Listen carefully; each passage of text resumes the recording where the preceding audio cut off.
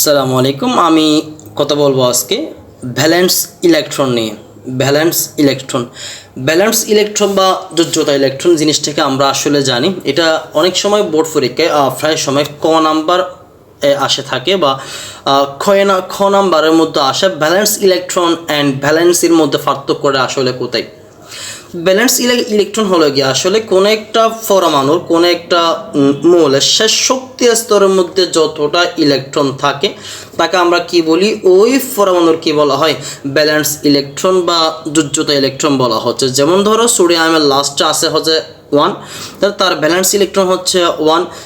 ক্লোরিনের লাস্টে আছে তোমার হচ্ছে 7টা, তাহলে তার হচ্ছে কি ব্যালেন্স ইলেকট্রন হচ্ছে 7। তার মানে আমরা তাহলে কি বলছিলাম, ব্যালেন্স ইলেকট্রন কাকে বলে? ব্যালেন্স ইলেকট্রন মিনস কোন একটা পরমাণুর শেষ শক্তি স্তরের মধ্যে যতটা ইলেকট্রন থাকবে সেটাই হলো গিয়ে কি ওই পরমাণুর ব্যালেন্স ইলেকট্রন।